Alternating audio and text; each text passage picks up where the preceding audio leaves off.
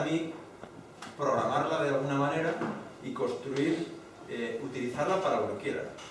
Y así es como surgió Ethereum. Un poco con el propósito ambicioso, y así lo llaman ellos, del ordenador global, que es utilizar una blockchain que me permita implementar en ella cualquier cosa, ¿vale? Y cuando digo cualquier cosa, en realidad es, desde el punto de vista computacional es así, porque lo veremos, es una máquina Turing completa. En principio puedes ejecutar cualquier cosa, puedes implementar cualquier cosa, aunque luego en realidad no es así, pero bueno, lo veremos. Bueno, pues esa es la historia. Quieren hacer una blockchain que me permita utilizar los nodos de esa blockchain como elementos computacionales para cualquier cosa, de propósito general. En cierta manera es un heredero de Bitcoin y tiene muchas similitudes, porque utilizan, bueno, tiene unas blockchain, utiliza una blockchain, lógicamente, que puede ser privada o pública en función de bueno, si son red de test o no, pero bueno, es open source, utiliza Proof of Work como algoritmo de consenso y de securización, digamos, y lleva una moneda asociada, en este caso es el Ether, pero luego tiene unas diferencias. Por ejemplo, en este caso, os decía antes, no lo comenté, pero bueno, Bitcoin se crea un bloque cada 10 minutos, ¿vale? Y la red se ajusta automáticamente para que el tiempo entre bloques sean 10 minutos. Si va demasiado rápido, se sube la dificultad de minado, y si va demasiado lenta, se baja. En este caso de Ethereum, pues no, son bloques un poco más pequeños, pero con mayor frecuencia, cada 20 segundos. Esto es importante. Los bloques aquí, Ethereum tiene estado, mantiene un estado, y eso del estado, ¿qué significa? Significa que yo, en un momento dado, puedo consultar el estado de Ethereum de una cuenta, es decir, el balance. Decirme, ¿cuánto Ether tiene una cuenta? Porque las máquinas, porque digamos la red de Ethereum, los nodos de Ethereum mantienen el estado. Luego lo veremos en qué consiste eso. Pero Bitcoin no. Si yo quiero saber cuántos Bitcoins tiene una cuenta, tengo que dedicarme a revisar todas estas transacciones que veis aquí, desde el principio. Un address, cuántos ha recibido, y llevar una cuenta, apuntar hasta saber el cómputo a día de hoy. No hay un sitio en el que me diga, este es el balance de la cuenta. En ese sentido, podríamos decir que es stateless, ¿no? Bitcoin, en el sentido del balance. Y, bueno, esto fue financiado vía crowdfunding en el año 2014. Siempre digo como curiosidad que de aquella un Ether costaba 25 céntimos, hoy estaba a 700 y pico euros. Si hubieseis comprado entonces, no estaréis aquí seguramente. Y que el acuñado es más o menos constante, aproximadamente unos 18 millones al año. No es como Bitcoin, que va decreciendo y llega un momento en que no habrá más Bitcoins. En este caso no. De hecho, lo que os decía el Proof of Work, es posible que este año, luego lo veremos, se cambie a un nuevo algoritmo, y también se cambie un poco las reglas estas del acuñado, ¿vale? En Bitcoin solo tenemos cuentas, pero en Ethereum tenemos otro concepto que se llaman contratos, smart contracts, que habéis oído por ahí. Las cuentas de Ethereum, al final, son muy parecidas a las de Bitcoin, utilizan claves públicas privadas, tienen un balance en Ether y pueden enviar transacciones. Esto de aquí es básicamente lo mismo que Bitcoin, con la diferencia que tenemos lo del balance, tienen un estado. Pero los contratos es una cosa novedosa, distinta, y es un código, básicamente, es un código ejecutable, que cuando reciben transacciones, pues responden bueno, haciendo algo, ¿no? Veremos ejemplos. También puede tener un balance en Ether, pero bueno, el uso mayor es el de código asociado, ¿vale? Aquí abajo veis un ejemplo de una dirección de Ethereum, y esta dirección puede ser un contrato o puede ser una cuenta externa. No tiene, así a priori, no podríamos decir cuál es de los dos, ¿no? Aquí vemos un ejemplo de lo que sería un smart contract. Lo que os decía antes, es un código que en este caso es bytecode, que se ejecuta en una máquina virtual que se llama Ethereum Virtual Machine, que está en todos los nodos. Cada nodo de Ethereum tiene una VM. Es un poco similar a la máquina de Java. Y es importante decir que los programas son ejecutables en todos los nodos de la red. Y eso no quiere decir que puedan ser ejecutables en todos los nodos de la red. Significa que se ejecutan en todos los nodos de la red. O sea, tú cuando despliegas un contrato y envías una transacción para que haga algo ese contrato se ejecuta en todos los nodos de la red. Porque todos los nodos, para poder mantener un estado consistente, necesitan saber los cambios que van haciendo los contratos. Y entonces tienen que hacer una ejecución de todos los contratos. Eso implica que sean 100% deterministas. Por eso decía antes que, aunque en teoría es una máquina Turing completa, hay cosas que no se pueden hacer aquí. Ejemplo, no se pueden usar números aleatorios, obviamente, porque si tienen que ser deterministas y en todos los nodos tienen que dar el mismo resultado, no pueden ser aleatorios completamente. No puedo usar funciones de hora, no puedo decir, ¿cuál es la hora? No, porque tampoco. No podría darse el caso que no diese el mismo resultado en un nodo que está aquí como en un nodo que está en China. Tampoco. Todo lo que se ejecute en un contrato, en un smart contract, tiene que ser 100% determinista. Y eso tiene unas implicaciones muy grandes a la hora de comunicarse con el mundo real, tanto para enviar como para recibir información. Y además, esto es muy importante, que el coste es proporcional a la complejidad. Veremos ahora cómo se calcula ese coste. Pero como ejemplo os puedo decir que almacenar 1 giga de datos en la blockchain de Ethereum de producción, ¿vale?, cuesta 1 millón de euros. Ya os podéis imaginar que esto no sirve para cualquier cosa, ¿vale? Tiene que ser datos muy contados y a veces tienes que diseñar tus contratos de tal manera que utilicen la menor cantidad posible de datos, incluso empaquetando, como se hacía hace muchos años con ensamblador para poder sacar hasta los últimos bytes de la memoria, ¿no? Y aquí tenéis un pequeño ejemplo, aunque luego la máquina virtual ejecuta bytecode, pues en realidad luego hay lenguajes de alto nivel que se compilan a estos bytecodes que se ejecutan en la EVM. El más popular es uno que se llama Solidity, que es el que veremos el sábado, en el que nos centraremos porque es el que usa el 90 y tantos % de la gente. Y aquí veis un ejemplo de un contrato muy simple, que es cuando lo llaman contrato, pero al final en realidad, si lo veis, es más o menos como una clase, ¿vale? Podríais sustituir esto por clase y sería lo mismo. Es un objeto, una clase, perdón, en la que tienes unos métodos, en este caso es el set, que guarda un dato que pasas como un parámetro en un dato que tengo del objeto, ¿no? Y aquí el get, que me retorna ese dato que he almacenado. Hay cosas distintas, por ejemplo, esto que veis aquí lo veremos el sábado, pero las funciones que solo hacen lectura, en este caso esta, y la declaro así como view, no tienen coste. Porque si yo le doy a la blockchain, no hay coste, ¿vale? Porque en realidad no tengo que irme a la red ni mandar transacciones, lo puedo leer en mi nodo. Si mi nodo está actualizado, ya sé lo que hay ahí. Pero las que escriben, como esta, sí tienen costes, son las que tienen estos costes que hay. ¿Cómo se calculan esos costes? Pues cada instrucción que veis aquí de la EVM tiene asociado un coste en gas, que se llama. ¿Y el gas qué es?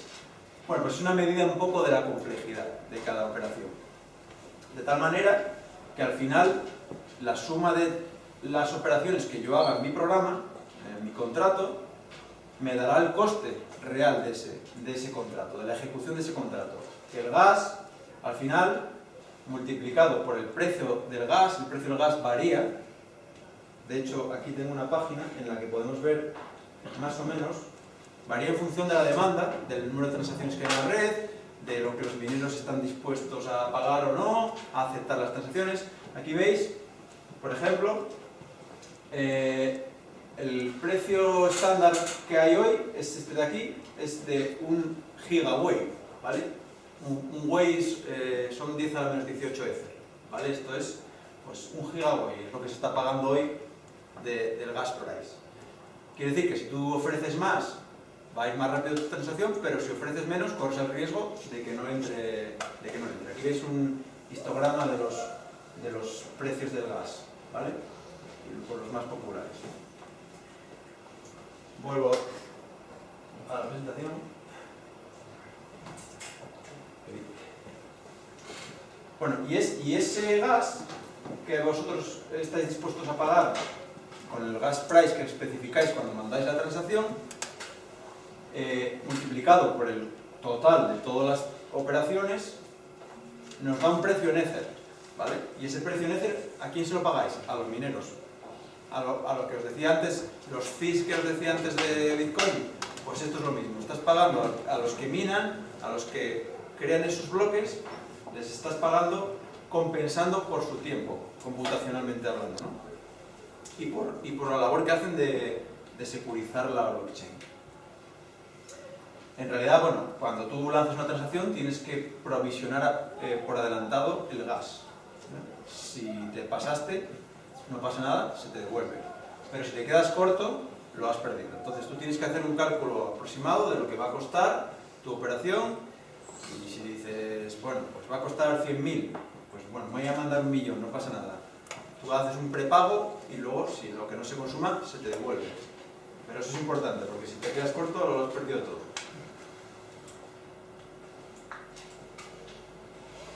Las transacciones de Ethereum son muy similares a las de, en la mayoría de los casos, a las de Bitcoin.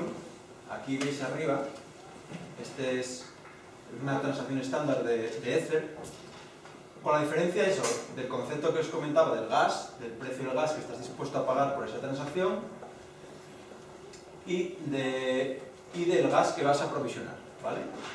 Y luego hay aquí una cosa nueva que es el nonce, que es un número parecido al que os decía antes del minado, pero que se utiliza para la protección, lo que llaman el replay protection, que es básicamente que nadie pueda enviar tu transacción de nuevo a la red.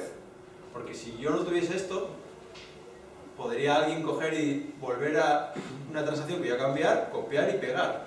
Al final está todo ahí y firma, el minero no sabría distinguirlo, pero sin embargo ahora con esto sí.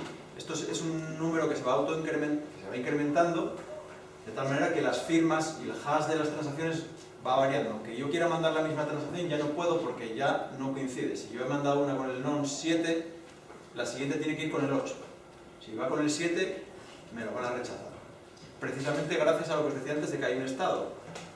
Esto es stateful, ¿no? Digamos que los nodos saben cuál es el nonce que me toca a mí después. Entonces, si me llega una transacción con la que no es, se rechaza.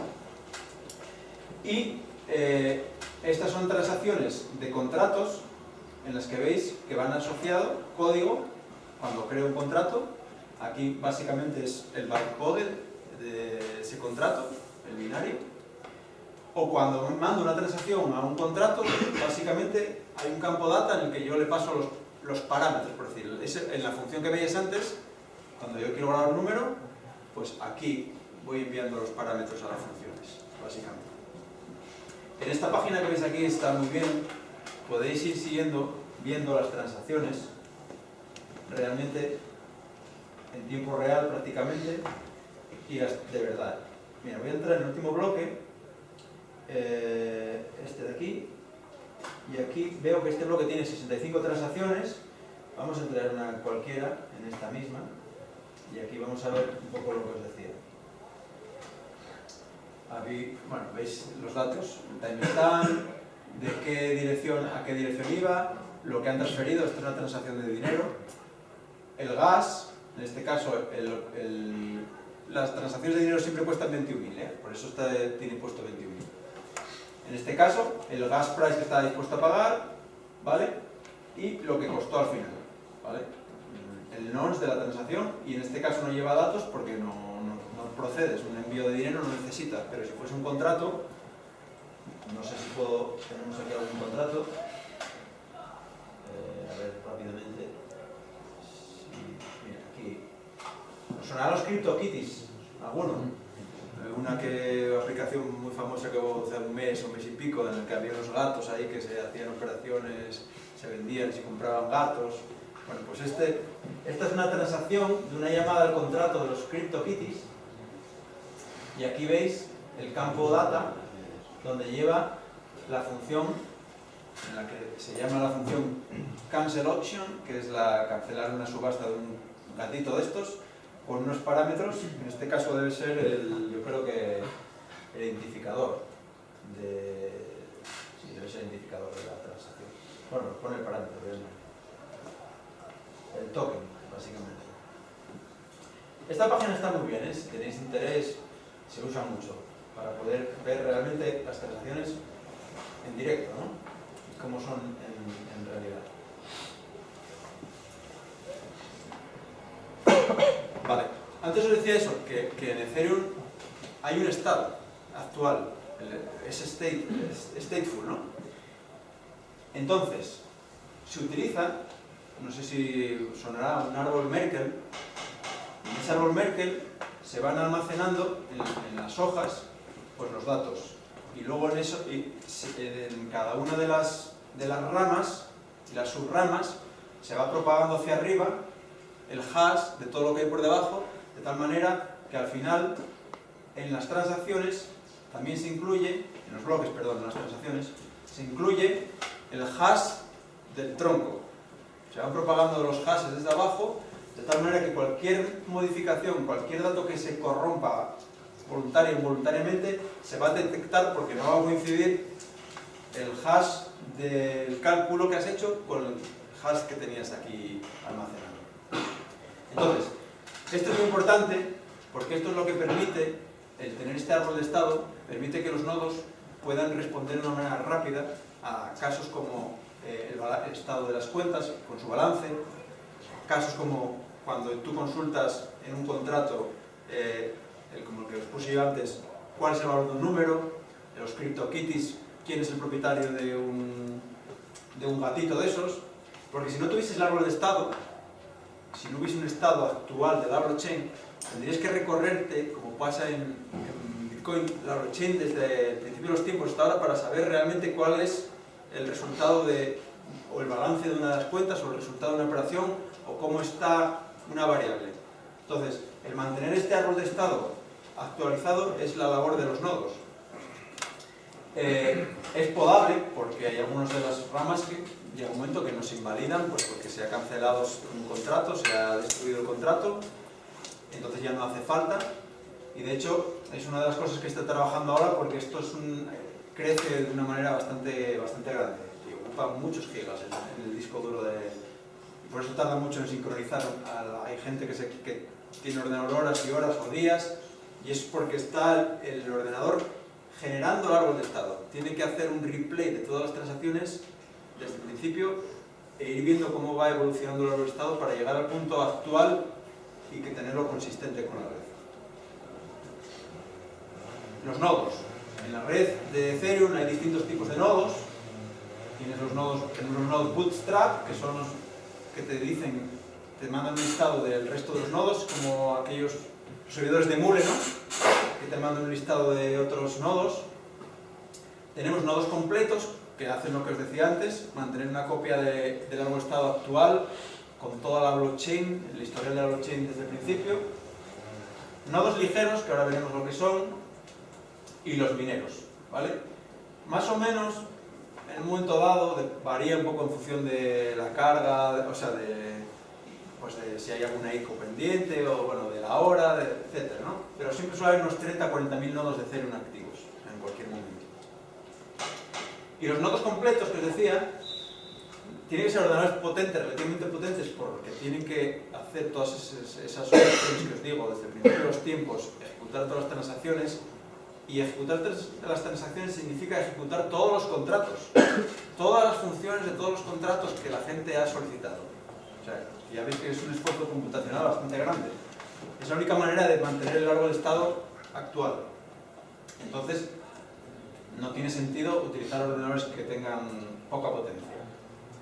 Al final puedes usar clientes el que quieras, porque Ethereum, y esto es importante, igual que Bitcoin, no es una aplicación. es un protocolo, ¿vale? Ethereum es un protocolo. Entonces, hay diferentes implementaciones. Las más populares son Geth y Parity. Pero, vamos, podéis hacer vuestra propia implementación. Y si cumplís el protocolo, funcionará sin ningún problema. Y lo que os decía, este mantiene una copia completa de la blockchain y del árbol estado, que puede ser perfectamente entre 20 y 30 gigas. Y si la cosa, depende, si se te chifla un poco, se te puede ir a más, ¿vale? Ahora están trabajando para reducir esto un poco, pero vamos, menos de 10-15 gigas no creo que esté la cosa. Y luego, hay nodos ligeros. Luego veremos que nosotros, por ejemplo, utilizamos Raspberry Pis.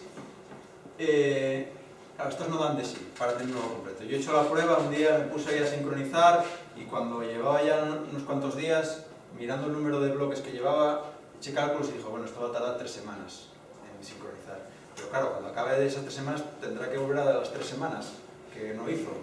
Entonces es una carrera casi sin fin, porque en el momento que la apagues y tenga que volver a funcionar, vamos, que no da abasto, no está pensado para eso.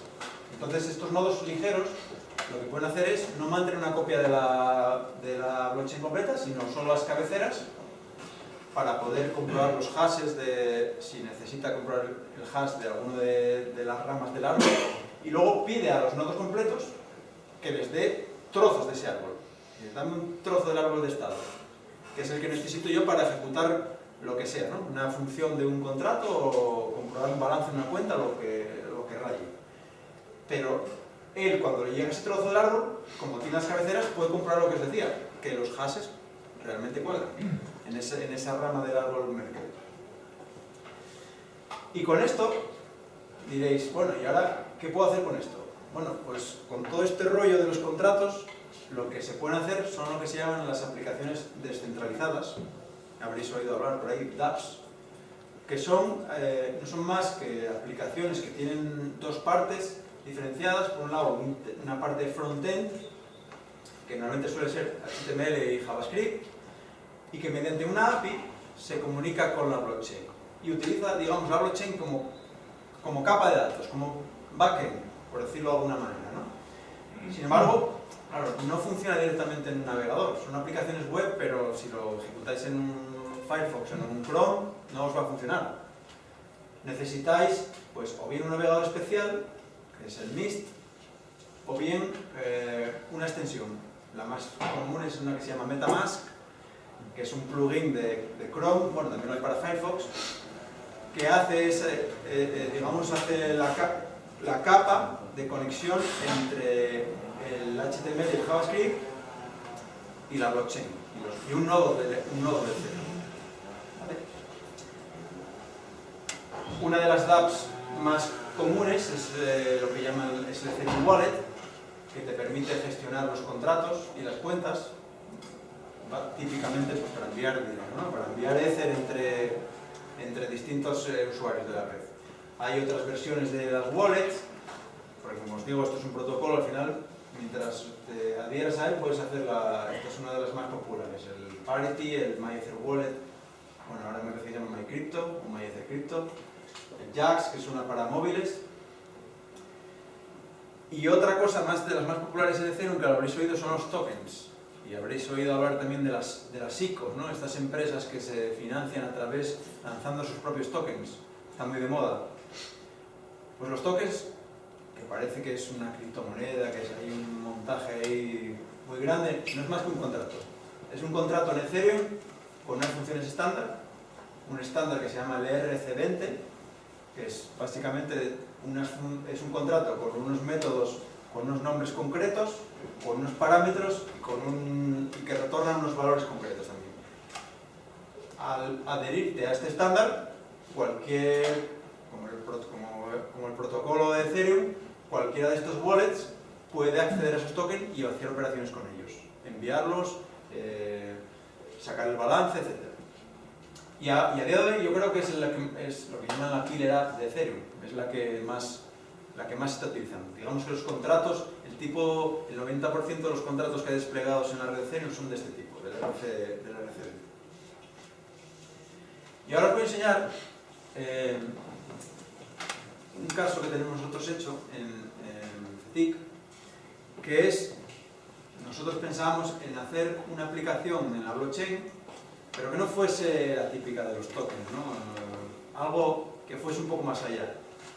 Y pensamos en unir un poco el IoT con la blockchain, y se nos ocurrió hacer un sistema para los coches que automáticamente grabase los kilómetros periódicamente de los coches, de tal manera que acabásemos un poco con el fraude, ¿no? Si alguna vez ha comprado un coche segunda mano, se lo plantea, pues sabrá que en compraventa pues es el pan nuestro cada día que bajen los kilómetros de los coches, anden haciendo ahí apaños. Entonces, si tuviésemos un sistema que en la blockchain grabase esos kilómetros de forma periódica, como habéis visto antes, no se puede modificar, una vez está grabado, ahí queda. Entonces, si yo voy a comprar un coche y puedo ver el historial de ese coche en la blockchain, ya sé que realmente esos kilómetros son los que hay. Y lo que decidimos hacer fue una pequeña maqueta en la que utilizamos una Raspberry Pi para simular una centralita de un coche que graba los kilómetros, y luego una aplicación web que te permite visualizar el historial de sus coches, de los kilómetros, ¿no? Y para que la cosa fuese un poco más visual, os voy a enseñar un vídeo que tenemos de la aplicación, que por cierto, esto es un tráiler, el que venga al sábado va a verla funcionando. Vamos a intentar traer la maqueta, ¿vale? Y bueno, ahora mejor la veis.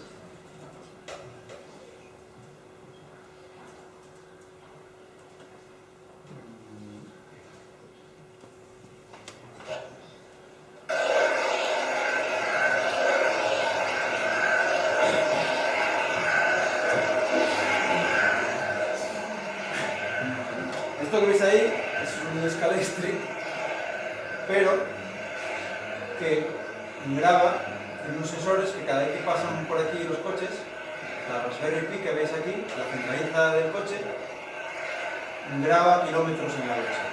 Y esos kilómetros que se dan en la blockchain se pueden consultar después a través de la aplicación web que os decía yo antes, con la API de Web3, y podemos ir viendo para el BIN de cada coche, el número de bastidores, los kilómetros que tiene ese coche y el historial de los kilómetros de ese coche.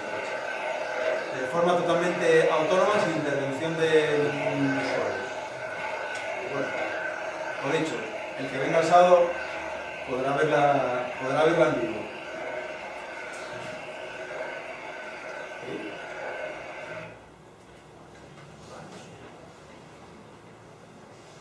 Es un caso para que veáis que realmente las aplicaciones en la blockchain pueden ser de cualquier tipo, ¿no?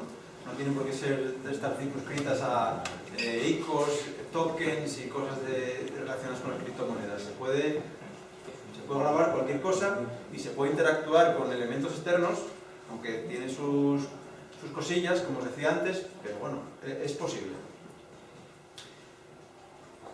Habréis oído hablar también de decir, bueno, sí, vale, pero esto está muy bien, pero hay problemas de escalado, de escalabilidad, porque nos dicen que, claro, que cuando no es capaz de procesar muchas transacciones la red, y es cierto, tanto Bitcoin como Ethereum están teniendo problemas. Cuando hay mucho tráfico de transacciones, la cosa se va muy lenta y las transacciones pueden tardar horas, incluso a veces días.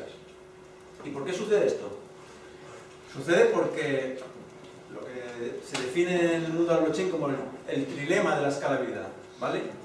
Y es que, un poco como cuando vais a comprar un portátil, ¿no? Que no sé si os pasa a alguien que os pregunta a un amigo, oye, quiero comprar un portátil, pero... Y dices, ¿y qué quieres? Y dices, bueno, quiero que sea barato, que me cueste menos de 600 euros, que le dure la batería, que sea rápido, que tenga un buen diseño y que no pese. Y dices tú, no, imposible, amigo. Sacrificado, porque es que es imposible, ¿vale? Pues esto es lo mismo. En el tema de la blockchain, pues tenemos tres características principales, que es la escalabilidad, la seguridad y la descentralización. Y es, no voy a decir imposible, pero es muy difícil tener las tres a la vez. Entonces, hay que elegir, ¿vale? En el caso de Bitcoin y de Ethereum, por lo menos Ethereum como empezó, eligieron estas dos de abajo. Dijeron, quiero que sea muy segura y que sea descentralizada. Lo de la escalabilidad, bueno, ya veremos.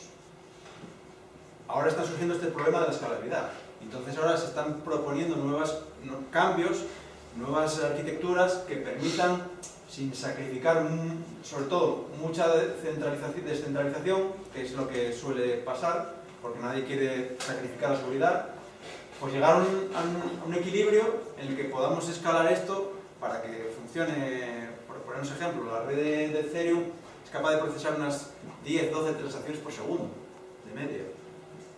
Claro, si tenéis en cuenta Visa, Mastercard, una de estas de tarjetas de crédito, están procesando miles o cientos de miles por segundo en los picos. Vale, entonces esto está claro que no está preparado para el mundo real. Cuando dicen, no, vamos a ver si utilizamos el Bitcoin como método de pago. No. Si todo el mundo usase el Bitcoin como método de pago, esto colapsaría, porque no es capaz de procesar más de 8 transacciones por segundo, ¿vale? Entonces, para solucionar esto, en Ethereum hay una serie de proyectos en marcha, como pueden ser el sharding, que se intenta distribuir la blockchain en distintos trozos, en distintos shards, que sean un poco independientes, de tal manera que no necesitemos tener una copia completa de la blockchain, entonces podemos ir más rápido. En nuestro shard, digamos, podemos hacer las cosas de una manera más rápida, mientras no tengamos que movernos o comunicarnos con otros shards. Bueno, luego hay almacenamiento distribuido, mensajería efímera para comunicarse entre los contratos. Este es muy importante, va a ser muy importante en mi opinión, que es el plasma, que es el que intentará solucionar el problema de la escalabilidad, porque va a crear una especie de árbol de blockchains colgando de la blockchain general, cada una de propósito que se le quiera dar, de tal manera que tú puedas crear tu propia blockchain dentro de la blockchain de una subchain, digamos, de Ethereum, y entonces hacer tus operaciones y periódicamente pues, publicar tu estado, el estado de tu blockchain en la blockchain de Ethereum. Esto es un modo muy resumido, ¿vale?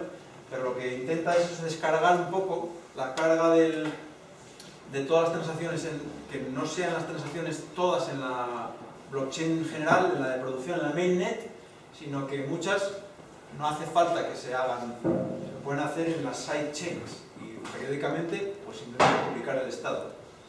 Y también es muy importante que hay muchas críticas al algoritmo de Proof of Stake, es decir, al minado, y es cierto, consume energía de una manera salvaje.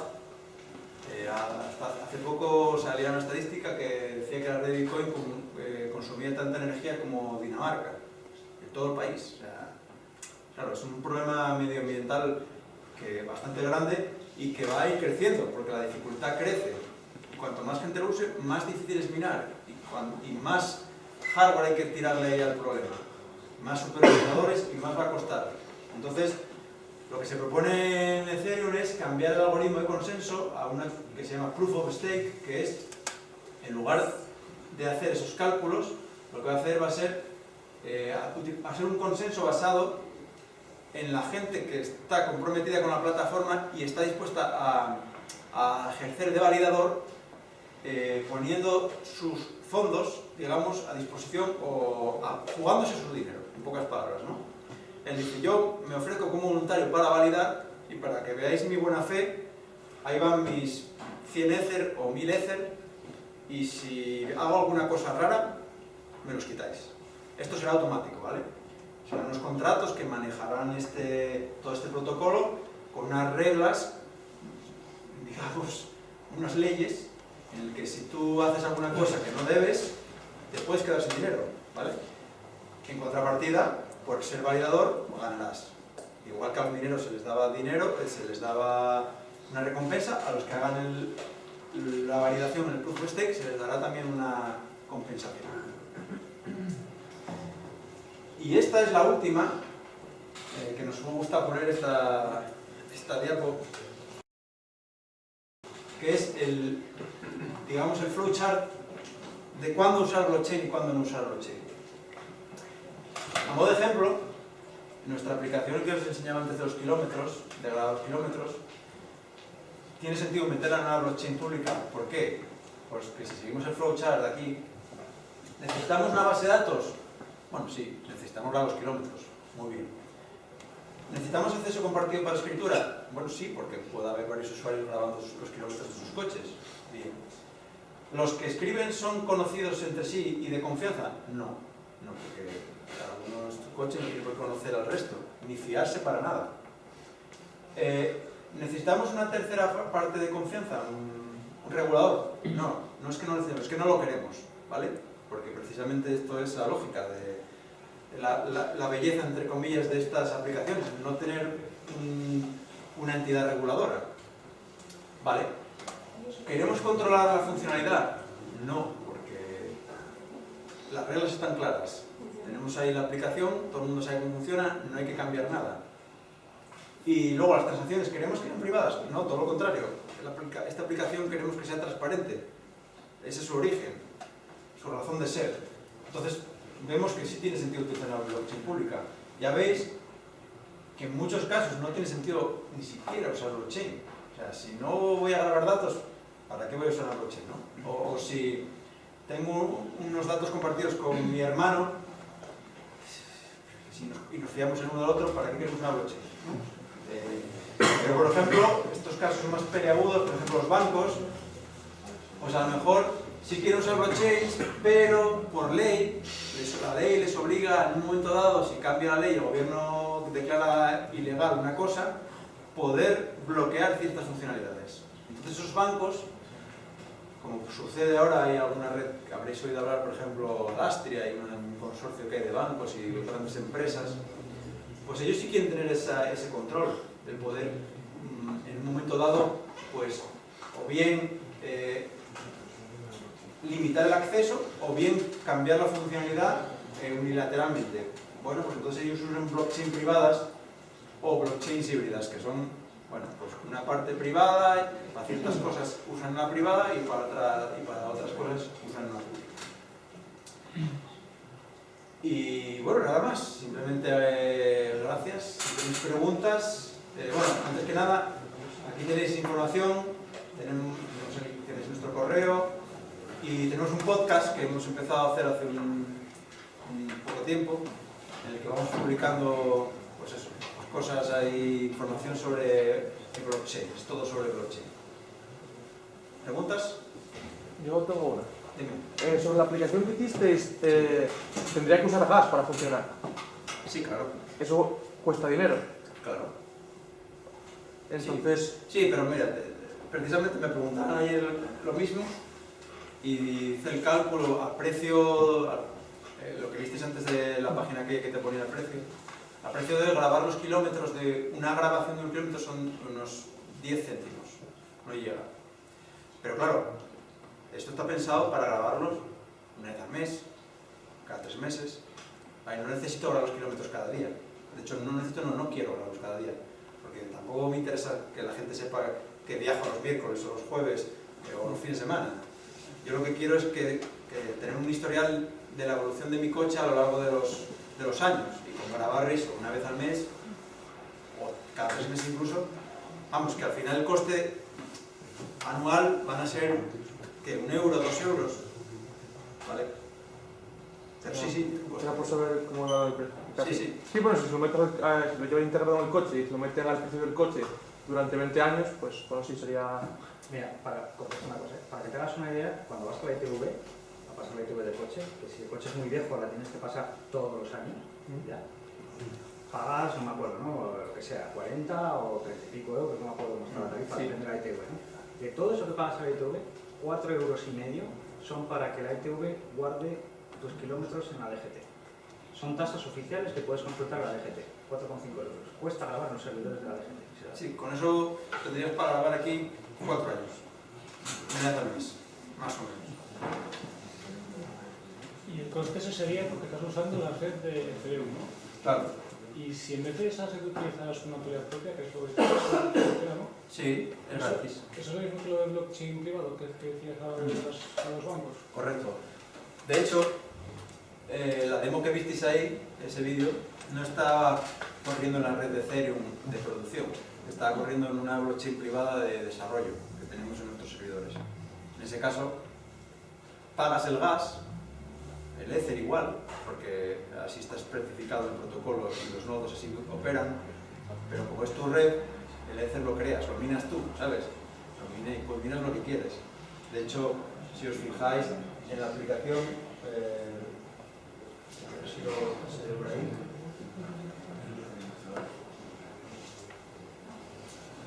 Por aquí, si lo veis, aquí pone 99 Ether que tienen esa cuenta. 99 Ether no salvajadas, son 70.000 euros. O sea, tampoco vamos a tener ese dinero. Estos son Ether de mentira, de una red de desarrollo. Y sí, podrías tener tu propia red privada. Lo que pasa es que, bueno, al final tienes que tú ver el balance. ¿Realmente una red privada mía sola tiene valor? Al final, el hecho de tener la red de producción te aporta el valor de que cualquier persona en el mundo la puede usar de manera descentralizada y sin necesidad de tener que conectarse a ningún servidor. Y si quisieras solamente que lo usara un agente concreto, sería útil utilizar la privada, ¿no? Sí, en ese caso tendrías que usar una red privada, claro, claro. Y otra cosa, antes dijiste que en la cadena de blockchain, cuando hay dos bloques que se almacenan a la vez, Sí, la cadena más corta se acababa rechazando, sí. Sí, eso quiere decir que las transacciones que están en esa cadena corta se eliminan o se mantienen, pero No, se esas transacciones vuelven no, o sea, sí, realmente se marcan como no, digamos, no efectuadas. En la red de Bitcoin, bueno, en la Ethereum también, hay un pool de transacciones, ¿vale? Cuando tú envías una transacción, esa transacción llega al nodo, ese nodo la reenvía a sus peers, como en la red de BitTorrent, digamos, y a su vez a los suyos, y se va propagando por toda la red. Y el minero va acumulando esas transacciones, las empaqueta en función de sus criterios y luego hace el minado, ¿no? Y como dices tú, vale, imagínate que pues esta se ha rechazado. Bueno, pues esas transacciones vuelven al pool de transacciones, siempre y cuando no se hayan metido en alguna de las otras, porque pudo entrar en alguno de los otros, que normalmente suele pasar, porque tú fíjate una cosa, los mineros siempre van a coger las transacciones ordenando de mayor fee a menor fee. El que mayor esté dispuesto a pagar, más pasta esté dispuesto a pagar, entra al primero. Y lo normal, no tiene por qué. Lo normal es que aquí y aquí haya las mismas transacciones. Puede hacer variando un 2% de transacciones, pero la mayoría son las mismas por eso, porque al final ellos ordenan por el precio. Pero sí, a las que no hayan entrado, o sea, y no se hayan metido en otro, vuelven al pool para que entre en el siguiente. Entonces podemos tener transacciones repetidas. No, porque la transacción lleva un hash asociado, ¿vale? Entonces, con ese hash tú sabes si esa transacción se ha pasado o no. Entonces, tú, cuando llega a este punto, puedes ver si esa transacción ya se ha efectuado o no. Y en concreto, en este no tiene el replay, pero en lo que os decía, en el caso de Ethereum tienes el replay protection, o sea, tú aunque quieras repetir una transacción no puedes, por el nonce, ese número que se va incrementando por cada transacción. Pero entonces, si yo mino el bloque 2 y tú minas el bloque 4 a la vez, ¿nos recompensan a los dos con 12,5 bitcoins o...? Correcto, en la cadena, en esa cadena. Ah, vale. Claro, tú tienes 12,5, si tú has minado el 4, tienes 12,5 aquí, pero aquí Vale, no tienes vale. 12,5. Vale, vale. Y cuando esto se rechace, tú has perdido esos 12,5.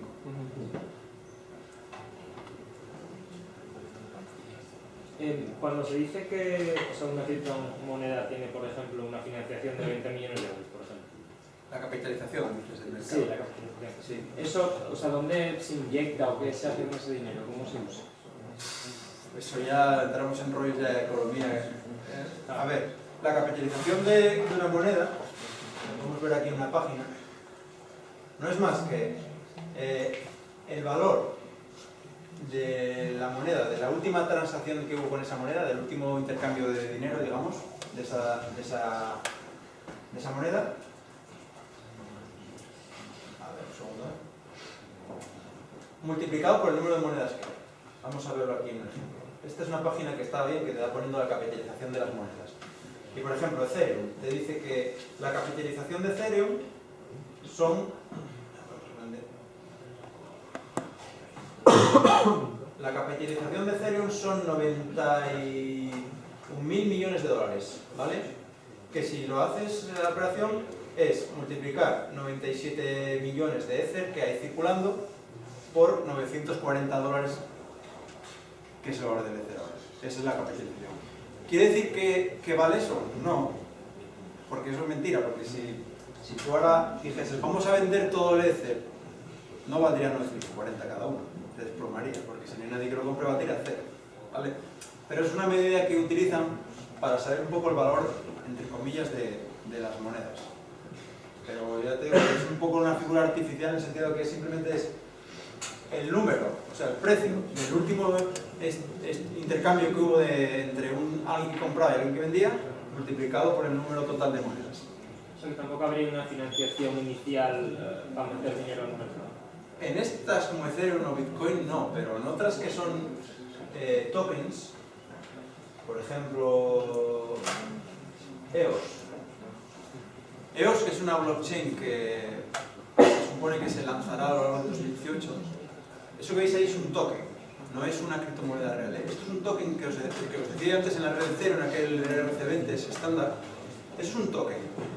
Y esto es lo que hacen es, te vendo tokens a un precio determinado, porque yo quiero sacar pasta para desarrollar mi blockchain. Es para financiarme.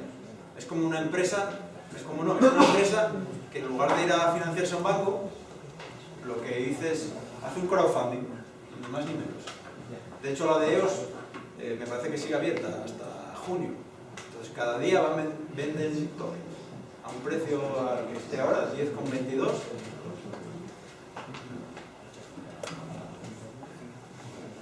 ¿Cómo se realizan transacciones sin electricidad? Por ejemplo, para pagar el taxi, ¿cómo se plantearía ese problema? ¿Cómo? Transacciones sin electricidad, o sea, el pago con un Bitcoin, por ejemplo. Pero sin electricidad, dices. Sí, o sea, te hace falta energía, ¿no? Un aparato, un Sí, móvil. claro, no, pero sí. Es imposible. O sea, no habría transacciones sin A ver. juntándolos. Y además no vas a poder pagar nunca con Bitcoin en un taxi. Y te digo por qué. Porque los bloques entran cada 10 minutos. Entonces, de mano, por término medio, en el mejor de los casos, tienes que esperar 5 minutos. Por el mejor de los casos menos. Pero bueno, por término medio 5 minutos hasta que si tu transacción ha entrado en ese bloque, el taxista puede comprobar que realmente la has pagado. Pero normalmente, cuando se hacen compras, sobre todo de importantes, la gente pide más número de transacciones, mayor número de bloques, por lo que os decía antes, porque cuanto más profundo sea el bloque dentro de la blockchain, más seguro es. Más difícil es que alguien pueda hacer ahí un chanchullo. Entonces, te piden a lo mejor 6 confirmaciones, 6 bloques, que es una hora ya. No vas a estar esperando ahí una hora, ¿no? Delante del taxista. Aquí en Asturias, bueno, fue así a nivel mediático hace años, fue de los primeros en... Sí, puedes confiar y decir, a ver, enséñame cómo me lo envías. Y hace el otro, venga, te lo envío. Y te fías. Pero te pudo haber engañado. Porque te pudo haber hecho un envío de pega, y salir corriendo y luego ese bloque no ser minado. Bueno, ahí está primero ahí. A ver, para sacar dinero de una blockchain, es decir, para convertirlo a euros o... Sí. Eso necesitas lo que se llama un exchanger, que es una empresa que se dedica a poner de acuerdo, digamos, gente que vende y gente que compra. ¿Vale? Hay muchas páginas por ahí, pero básicamente imagínate que yo aquí tengo bitcoins y tú quieres comprar. Y tú me dices, ¿cuánto cuesta un bitcoin? Yo te digo, 10.000. Y te dices, pues toma, y me das 10.000 y yo saco el móvil y te envío a tu dirección pues un bitcoin. Pues eso mismo es un exchanger, básicamente. Lo que pasa es que son online, casi todos. No hay un banco por ahí que puedas ir. Normalmente hay múltiples páginas en las que tú te registras, te piden datos y luego pues bien, pues me haces una transferencia o con la tarjeta de crédito, tú dices, quiero hacer una orden de compra de eso, un Ether, y yo estoy dispuesto a pagar 900 euros. Pues alguien por ahí, en la otra, digamos, en la otra parte, que diga, tengo un Ether y quiero venderlo, a ver qué me dan por ahí. Ah, mira, este me da 900. Pues toma, se lo vende este. ¿Y entre blockchains hay algún tipo de cambio? O... Bueno, es algo que se está trabajando ahora, las que llaman para-blockchains, que es comunicación entre blockchains. Pero a día de hoy, lo que hay es todavía muy experimental. No hay a nivel de producción nada funcionando, ¿vale? Pero sí, hay gente trabajando en proyectos muy interesantes, precisamente trabajando en tener varias blockchains conectadas entre sí para poder enviar transacciones entre una y otra. Porque tú ahora, si yo tengo Ether y quiero mandarte bitcoins, tengo que pasar los Ether a dólares y los dólares a bitcoins. No puedo mandarte directamente bitcoins. Bueno, puedo, si tú me los aceptas, ¿sabes? Pero bueno, necesito a alguien que me acepte el cambio ese. Refiero a la pregunta que decía del taxi sin electricidad. Tú realmente hay como claves privadas, ¿no? Tú puedes referir una clave privada con X bitcoins o algo así. No, y tú sí. puedes pasar un pendrive con esa clave privada a un taxista y el taxista, imagínate, revisa ahí en el ordenador si Bueno, tiene los bitcoins. sí, tienes razón, eso es cierto. Eso se puede hacer. Pero, ¿cómo va el asunto ese exactamente de la clave privada? Bueno, a ver, eso es bastante sencillo, pero vamos a verlo aquí. A ver.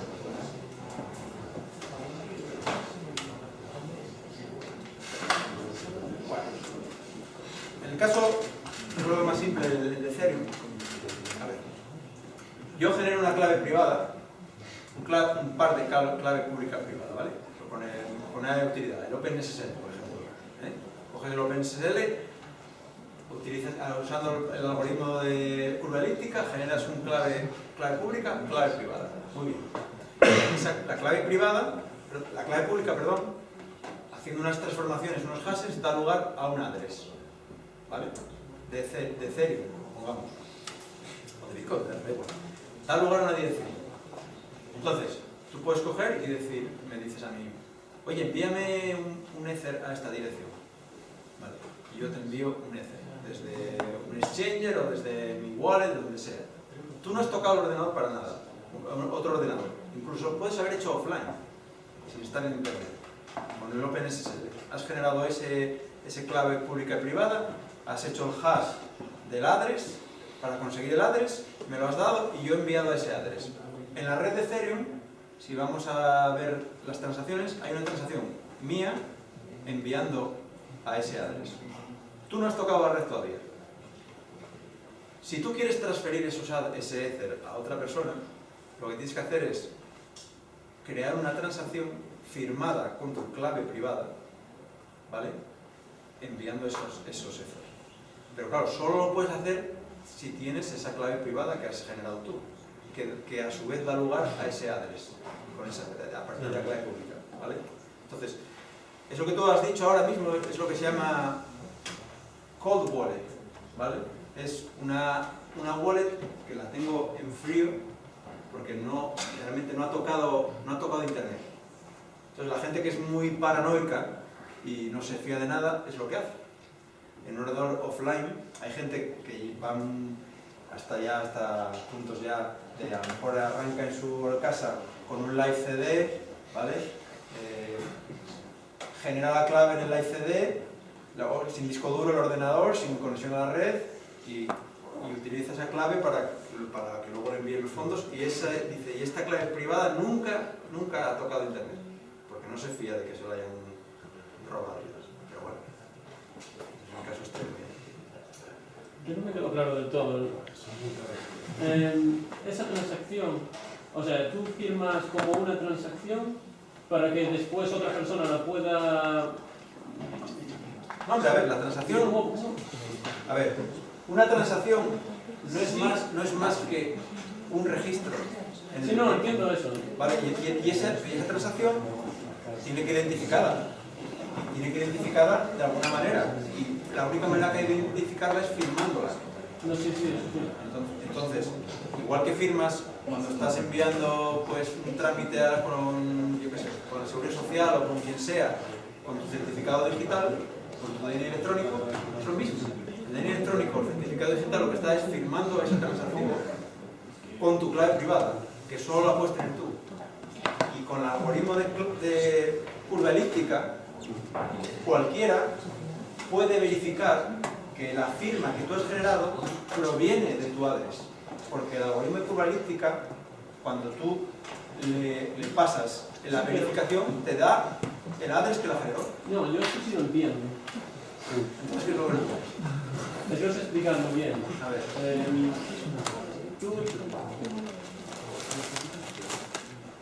Tú tienes una clave privada. Y por lo que tengo entendido, esa clave privada la puedes referenciar a X Bitcoin, ¿puede ser? O lo referencias a Es una una red. dirección. Imagínate que esa clave privada al final Es una dirección, es una cuenta bancaria. Entonces tú lo que le das es esa dirección a otra persona. Y tú puedes crear las que quieras. Ah, vale. Sí, sí.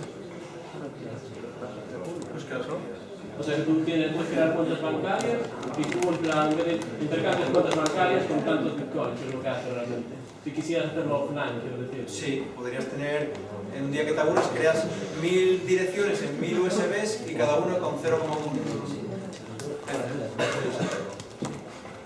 Siempre y cuando envías el Ether desde otro sitio, claro. ¿Y podría ser que una transacción se quede parada dentro de la fila de transacciones porque hay transacciones que son... Sí. De hecho pasa. Pero llega un momento que se descarga. Pasa un tiempo. Entonces, cuando hay mucho tráfico, si tú no estableces un fee suficiente, bueno, yo que soy un poco tacaño, voy a poner 0,01, a ver si cuela. Pues cuando hay mucha demanda, no, a lo mejor no cuela. Pasan 2 días y no entra, y 3, y llega un momento que ya se descarga. Entonces, tienes que volver a enviarla.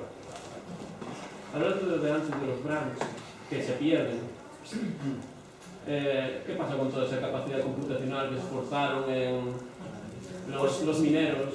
Porque realmente si al final no Se reciben pierde. la pasta... Bueno, tengo que decir una cosa. En Bitcoin se pierde. En Ethereum no se pierde del todo, porque en Ethereum hay un concepto que se llama los uncles, los tíos, ¿no?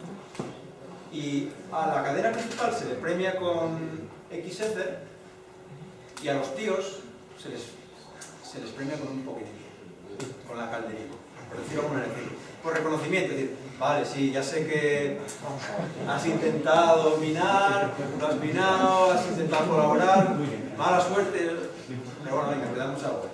Toma, chaval, vale, pues sí. En Ethereum hay. ¿Cómo ha evolucionado la complejidad de estos algoritmos? Es decir, cada vez se requiere más potencia para solucionar el problema. Terminado, sí. ¿Cómo ha ido cambiando? Uf. Es decir, podrías empezar con un 24 y ahora necesitar... Sí. el más... Mira, yo como anécdota siempre la cuento y es un poco vergonzosa, pero bueno, es lo que hay. Yo cuando empezó el Bitcoin, hace años, en 2009, 2010 por ahí, me acuerdo de haber minado un Bitcoin con mi ordenador de sobremesa, con un pool de Bitcoins. Luego fue mal tener ordenador y lo perdí. Pero bueno, cuando vi que llegó a 20.000 euros dije yo, joder, pues una putada, pero bueno. Sí, claro, al principio se podía minar con cualquier cosa prácticamente. Y hoy en día, para minar necesitas pues granjas no son servidores, son unos aparatillos que se llaman ASIC, que son hechos a medida, precisamente para minar, pero si veis por ahí, buscáis por ahí granjas de minería de Bitcoin, veis pues naves con estanterías y estanterías de unos aparatos ahí supercomputadores, pero hechos ad hoc, digamos. Vamos, sí, no perdáis el tiempo con un ordenador de casa porque vais a gastar más seguramente en electricidad de lo que ganéis. Lo que se está complicando es realizar el hash. Sí, porque... Proof of work. Sí, porque es lo que os decía, cada vez el número de ceros se aumenta. Entonces, hash, lo que os decía antes, si yo calculo un hash a un SHA 256 a voleo y digo, a ver, ¿cuántas veces me va a salir el primer bit a 0? Pues la mitad de las veces, ¿no? Más o menos, promedio. Los dos primeros bits, pues ya, pues un cuarto de las veces, ¿no? Y así vas multiplicando por 2, bueno, dividiendo en este caso, y vas viendo cómo va aumentando la complejidad. Y eso se va ajustando, se va ajustando automáticamente para lo que decía antes, para que los bloques se creen cada 10 minutos.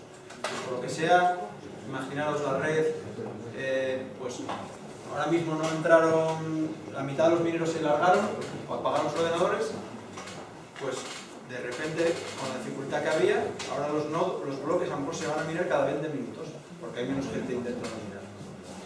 Pues la red automáticamente se regula y dice, oye, pues bajo la dificultad, porque yo lo que quiero es que cada 10 minutos haya un nuevo bloque. Pero bueno, esto tiene su proceso, Estos son bloques, son periodos de 14 días. Se recalcula la complejidad cada 14 días. Yo tengo una pregunta. ¿Qué es eso de, o sea, las redes estas son súper seguras, ¿no? Hiper seguras. Pero ¿qué es eso que digo del ataque del 51%?